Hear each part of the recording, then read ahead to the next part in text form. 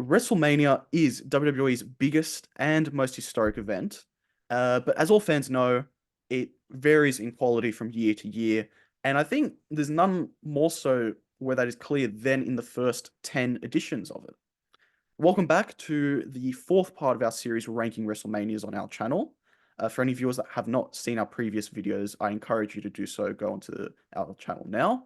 In this video, we go back to where it all started, and that is WrestleManias 1 through to 10. This is the decade of Manias that truly were of their time, I feel, upon reflection. And they were defined by wrestlers like Hulk Hogan, Roddy Piper, Randy Savage, Ultimate Warrior. Some of these guys, in my opinion, in terms of wrestling work rate, wouldn't have uh, lived up to in today's day and age, but it was a different time. But so for us, we're gonna see what we can look at these manias and see which ones were really good, which ones haven't really stood up to the test of time. As with any ranking, we have to assign some categories, and so we have at the top all time, below that intestinal fortitude, below that so much promise, and finally at the bottom, let's forget about this. That's it. I only have one question left, and that is, are you ready? I'm ready. Let's dive in. All right, well, let's start with the beginning, and that is WrestleMania 1. This is the first edition of the showcase of the Immortals. This is what started it all. Obviously, it has historic value for that reason, but if I'm being honest, I'm looking at the card, it is quite meh. Uh, I don't know, like the main event does have star power, and obviously they banked a lot on personalities like Mr. T and I think Cyndi Lauper to get this sort of star quality across. But I don't know. What did you think of this Mania? I mean, also Muhammad Ali was like a special guest enforcer for the main event or something. So it was very much a sort of wrestling meets celebrities crossover rather than an actual WrestleMania. I think one of the other standout matches on the card was Andre's appearance where he won a body slam challenge against Big John Studd. He even put his own career on the line. He was so confident that he wouldn't get body slammed. But overall, I don't look at this card and say this was about wrestling. I would say Mm, this is more about grandeur. yeah. And for me, as a fan of wrestling, that's what disappoints me. Do you think it fits in the category of so much promise because they were building something, there was something there, but this one was like, it was just a foundation for them to actually build and make it better? I'll put it to you actually this way. It's more, I don't want to say let's forget about it purely because we've named it that. If we had a different name to the tier four, I probably would say let's put it in tier four. But how can you want to forget the first WrestleMania? You can't. Okay. Well, then let's put it in so much promise Yeah. and move on to WrestleMania 2. This, for anyone that doesn't know, I actually didn't remember this until I was researching it again. This event took place at three different venues in three different cities. So they had four matches at three different cities, arenas. So there's the Nassau Coliseum, Rosemont Horizon, and the Los Angeles Memorial Sports Arena. I actually think, looking on the card, that this was worse than WrestleMania 1. It was because, see, the thing is, WrestleMania tried the first one, tried to go bigger than life itself. And the consequence of trying to do that even more was let's try to cross three cities. And there was no foundation there. You couldn't handle it. I guess in storyline, there was some interesting points like Randy Savage and George the Animal Steel, who was a very clear admirer of Miss Elizabeth. So there was some story there. You had Mr. T and Roddy Piper having like a worked shoot boxing match, if I can Mm. put it that way. They really didn't like each other, but it was a worked boxing match. And I mean, that one was considered the sequel to the previous year's tag match. And then Hogan defended in a steel cage against King Kong Bundy. Like, there's nothing there that I would think of as memorable, to be quite honest with Yeah, you. that's exactly my thought. Is that this is like the definition of the sequel that didn't live up to the Yeah, original. So I think it fits in. Let's forget about this. agreed. All right, on to the next Mania, WrestleMania 3, and we're going to evaluate this. I think this is the Mania that really made it. something.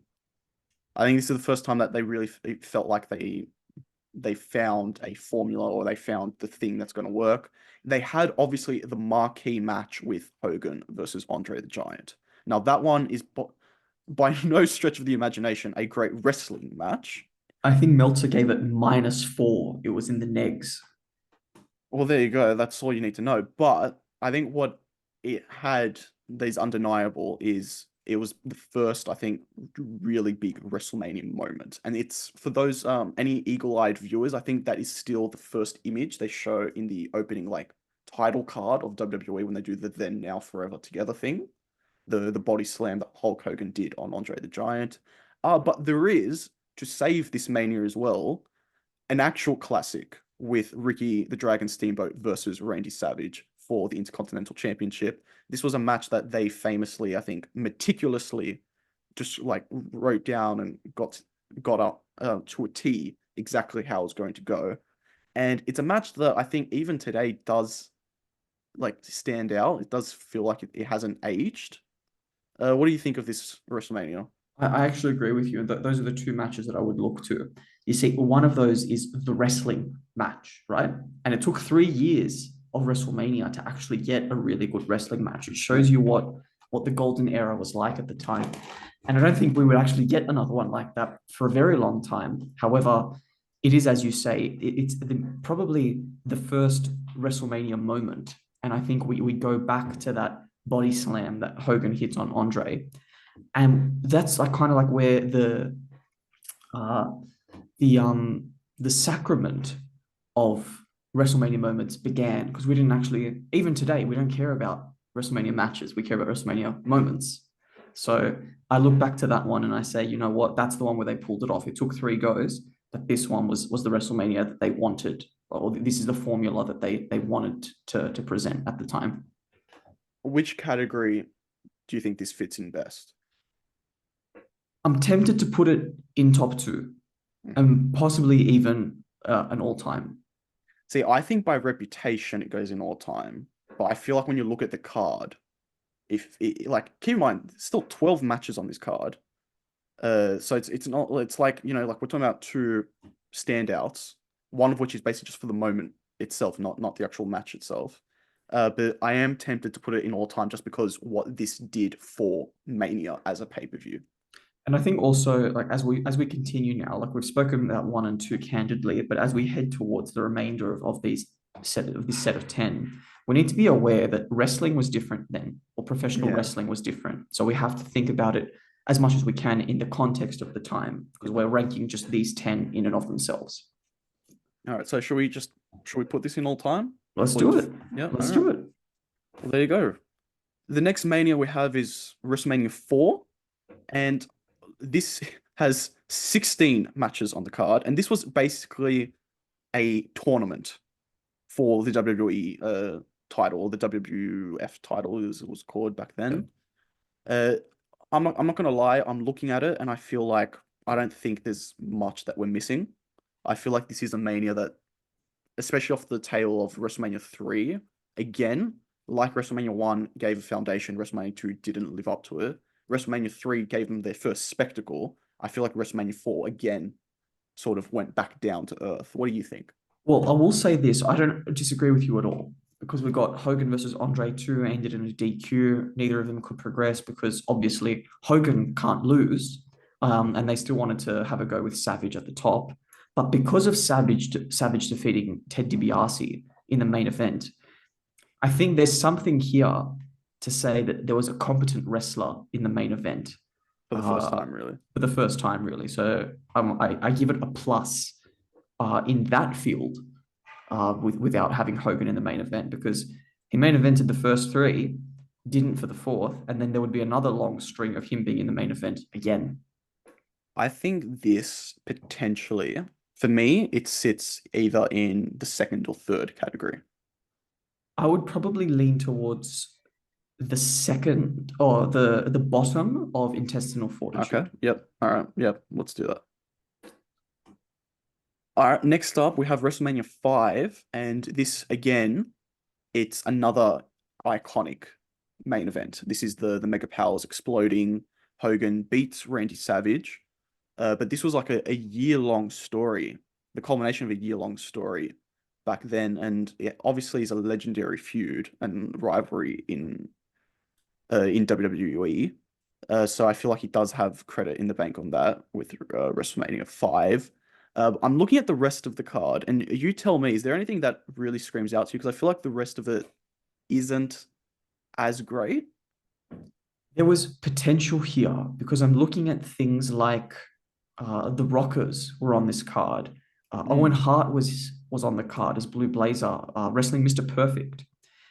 Rick Rude taking on the Ultimate Warrior in another kind of like marquee level match. So there was Jake the Snake Roberts against Andre the Giant. Even There the was Brainbusters.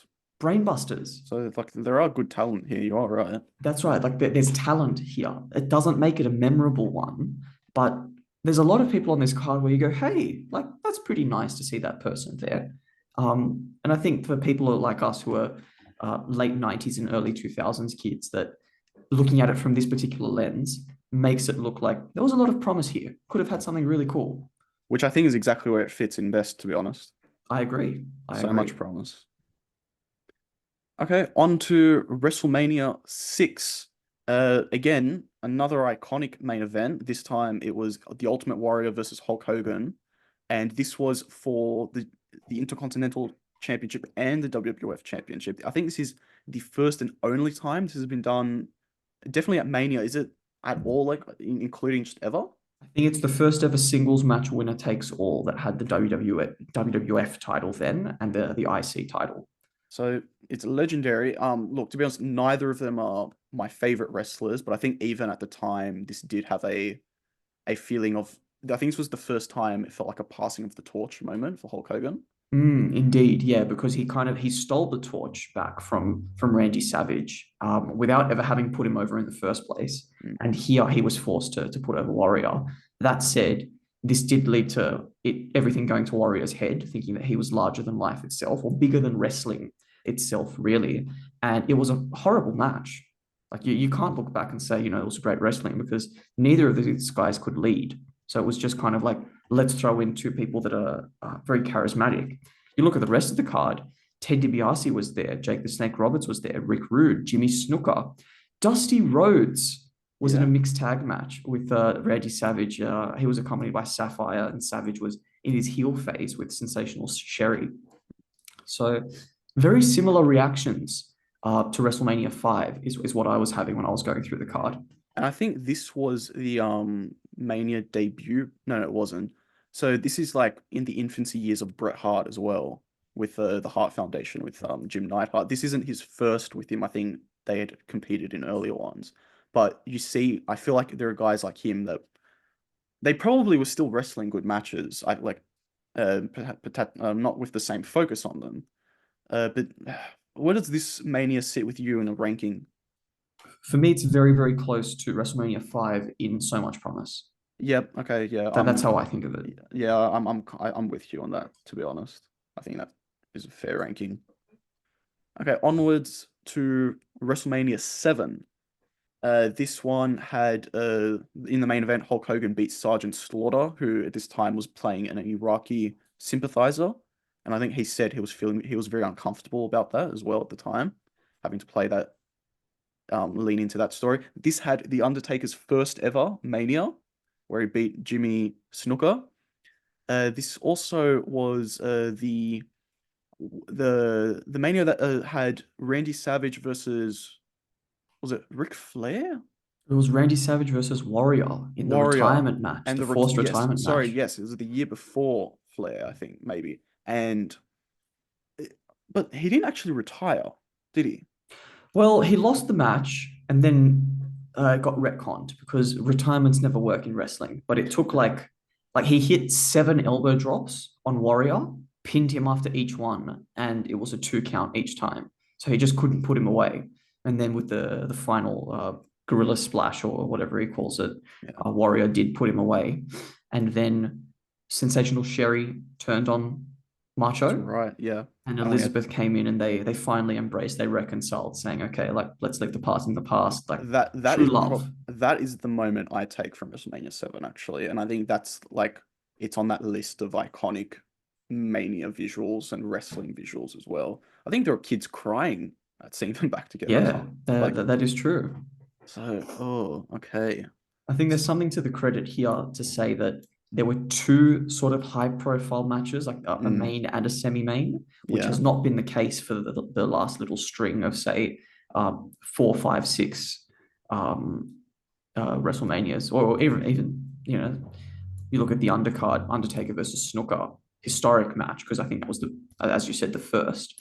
And then you also got the Rockers on this match against the Barbarian and Haku. yeah, you got it. So I I'm feel a think, little bit better about this one than five and six. should we put it in intestinal fortitude? We can put it in intestinal fortitude. Let's do it. Yeah. Let's go for it. I think Miss Elizabeth is giving us a good vibe. And I'm not gonna lie, I've never been able to say that name without thinking of Mr. Gibbs from Pirates of the Caribbean Mr. going to Gibbs.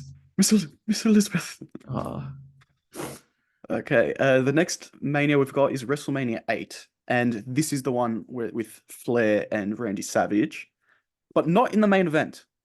In the main event, instead, we had Hulk Hogan versus Sid Justice. Why do they not have Randy Savage and Flair main event, especially since it was for the WWF Championship? the reason for this, I can tell you, is because they couldn't agree who would go over. Eventually, they did go head to head in like in the South in WCW days, a couple years after this, but they couldn't figure out who was going to go over. Flair agreed that he would put Macho over, so they had the storyline of "She was mine before she was ever yours" with the doctored photographs. It wasn't real, or at least that was the case in kayfabe. And then Hogan went head to head with Sid, because of course Hogan has to have the main event. Well, what else would you do? You look at the undercard though. Bret Hart versus Roddy Piper for the IC title. That was nice. Shawn And Michaels Undertaker is versus Jake the singles, Snake. and so sorry, yeah, Undertaker versus Jake the Snake, and I think this is Shawn Michaels' singles debut Mania match You might be right, actually. Yeah. with Tito Santana. So Yeah. this is actually a Mania that even Owen Hart had a singles match against a guy called Skinner. I'm assuming he's not a principal, but you know, Skinner. this actually looks like it was decent. I'm not going to pretend like I wrote WrestleMania 8 in my memory bank, but I mean, it looks pretty good. My leaning is towards intestinal fortitude for this one. Yeah, I think that's a fair ranking. Okay, on to WrestleMania 9. Now, I don't know about euthanasia. I feel like this one I do recall as having a very bad reputation. And rightly so, because I said before, Hogan got shoehorned into the main event of WrestleMania 8 because, of course, he did, even though it wasn't for the world title. And this time, same thing was happening. We were supposed to be in like that sort of new generation passing of the torch. After WrestleMania 8, Hogan was supposed to go away, go do his movies and have this big babyface moment of Bret Hart becoming the world heavyweight champion, beginning his reign. And what happens? He cops the salt to the eyes, gets pinned 1, 2, 3 on the mat, and then encourages a washed up Hulk Hogan, if I can be a little bit harsh, to come in, take on Yokozuna in an impromptu match, and then win the strap. Vegas does some weird shit. I tell you what, that to me, it screams of what Cody Rhodes was being asked to do with The Rock. Just be like, yes, come in, take the spot. Yes, go for it, champ. Exactly. Like then Exactly. I'm with you. I'm totally not on board with it. This also had, in my opinion, the worst Undertaker match with he wrestled Giant Gonzalez. This is actually something I've seen on like more than one occasion, Oh, and it's terrible. Like it it, truly is woeful. it ends in a DQ. It is the only Undertaker WrestleMania match to end in a disqualification because the bloke tried to use chloroform to put the Undertaker out of consciousness and then pin him. Oh my God. To be honest, I'm tempted to just put this in. Let's forget about this. I am 100% in agreement with you. Beautiful. All right, let's truly try and forget about this and move on to WrestleMania 10. And this one is I just sort of think of this as the Bret Hart Mania. Like the he opens the show with a match against Owen Hart that he loses, but I think those two put on a fantastic showing. I Classic. think anytime they really paired up against each other, it was magic in the ring. That's certainly what the reputation says. And then he closes the show. Keep in mind, he lost the opener, and then he has to come in at the end to face Yokozuna. And he actually beats him for the WWF Championship. And there's that excellent icon, not like that icon type of image with Razor Ramon and Lex Luger carrying Bret Hart on their shoulders, and it's just such a beautiful He image. has the endorsement of the locker room Yeah, after he wrestled two times, and Yoko actually wrestled two times as well, but he won the yeah, it first did. one against Lex because this was the two winner Royal Rumble, and they had the coin toss on who would wrestle first, and they would both have to wrestle two matches on the card 100%, and this was the way that the cookie crumbled, and we had him putting over his little brother on the opener in the opener. And the other match as well, I can't believe it took me this long to bring it up, but Razor Ramon versus Shawn Michaels in a ladder match for the undisputed WWF Intercontinental Championship. This is still to this day a fantastic ladder match. These guys pulled it off fantastically, and I Shawn Michaels, I think, really he was birthed that day, just like this crowned Bret Hart. I feel like this was also the true beginning of the Shawn Michaels love affair of just spectacular Mania moments And and matches. can I just say that looking on our list, it's always brilliant when you see a marquee world title match, but also a marquee intercontinental championship match, right? Because even like around this sort of new generation, even golden era, it was treated as whoever is the IC champion is your number two guy, right? Yeah. These days we kind of have, or before Gunther, we had that sort of separation where the mid card did kind of have a bit of a ceiling, and then you've got your main event level guys that are vying for the world title, but maybe not quite there. Yeah. And to have this standout five-star match between Razor and HBK on the same card as Bret Hart being crowned, being coronated as kind of like this is the guy that we're going to have for the way forward. It just felt like a real changing of the guard and an ushering in proper of the new generation. For me, I genuinely think this Mania does have the ability to be put in the all-time category I for those think reasons. actually, I think it should easily go into the all-time category. All right, well, let's start sort of filling in the order within each category. Yep. I think WrestleMania 10 might be controversial. I think it's above WrestleMania 3. I don't think it's controversial at all. I agree with you, and I think that should be the number one spot. All right, well, beautiful. All right, we're in agreement there. So we have WrestleMania 10 and then WrestleMania 3 in all time. Agreed. Get me out. In intestinal fortitude, we have three manias. So we have Mania 4, Mania 7, and Mania 8. Is there any one of those that you feel is better than the other two? I think when we both spoke about WrestleMania 8, because of the Macho Flair and the Bret Roddy Piper matches, that one kind of stands out as a hey, that's actually pretty good, Yeah. like some solid matches. So I think we can put those two higher than the others.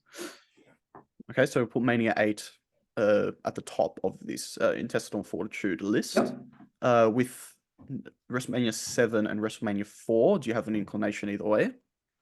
Well, Do you this is think what I'm 7 is thinking. above 4? Seven had two marquee matches, which Hmm. is a point in its favor, but also it had Hogan in the main event and winning the world title. So these are my personal feelings, of No, course. no, yeah, of course. That's what Of we're here course, for. we have Warrior Savage having that special Miss Elizabeth moment. So I guess maybe that's what we remember. But perhaps Savage actually becoming the heavyweight champion of the world outshines that. What do Look, you think? let's give it to Savage. So Yep. we'll put his crowning moment, Mania 4, at 4 in the ranking of these 10 manias, and then we'll put Mania 7 right below that within the intestinal. Reconciliation with his wife. Yes. So reconciling with his wife is not as good as winning the world title. That's what I think we could we've set out. 100% agree with that. Let us know in the comments if you agree or disagree. All right. Well, after that, we have So Much Promise, Mania 1, Mania 5, and Mania 6. I'm tempted to put Mania 1 above the other two just because of the legacy of it. Okay. Okay. Not Yep. not necessarily because I think it's a better show, but because it did start it. But what do you think? I don't have a strong disagreement with that. I think that At least 5 and 6, though, that being said, they did have very marquee main events. It That was is like true. two big guys, right? It was Hogan and one of the two kind of alternate franchise players of the era. So I think that's what kind of pulls those two ahead. But I think of them quite close to each other, to be quite honest. So I don't have very, very strong opinions here. I'm happy to defer to you. Ah, I'm going to stick to my guns and say Mania 1 above just because it was the first. And Okay. also, just, I want to say quickly, it feels like it was a missed opportunity to just have Hogan versus Roddy Piper in the They opening first Mania. But I they understand. wanted a celebrity. They I wanted th Mr. T. I think it's also that Piper he didn't want to give Hogan the win. Like he always wanted to keep that and be like, I'm the ultimate villain. I always get away type Yeah. attitude. So I get why it didn't happen, but I don't know. Do you think Mania 5 is above Mania 6 or 6 above Mania 5 for you? I'll put it this way. Hogan wins in one, Hogan loses in the other. However, Randy Savage is in one and Ultimate Warrior is in the other. So these are very, very close, kind of tossing up here. Where are you leaning? I'm leaning to potentially 6 above 5. I'm trying to look at the rest of the card and be like, is there anything that's swinging me away? And it is tough. I feel like they're very closely matched, to be perfectly honest. Maybe I'll put it this way. WrestleMania 5, because the IC title wasn't there, we could have had maybe a bit more potential. Whereas with WrestleMania 6, at least we accept that they put all their eggs in that basket. WrestleMania 6 had Yeah. a main event with both of the two titles, the singles titles. All right. Yeah. Okay. So we'll put Mania 6 above Mania 5 in the So Much Promise category. And then we have WrestleMania 2 and WrestleMania 9 in Let's Forget About This. And I have a very simple fix for this. WrestleMania 2 was trying something. It didn't work, but it was trying to be inventive. It was trying to work on the model and try and, figure something out. I can almost commend it for actually going and giving it a go. WrestleMania 9, by this point, they knew what was working and they still created this mess of a show. And I feel like that's why, for me, that stands out as the most egregious, let's forget about this candidate. Without giving it any further thought, let's forget about it. All right, perfect. Well, that's our list. Let us know in the comments below if we got it right or if we've completely stuffed it up.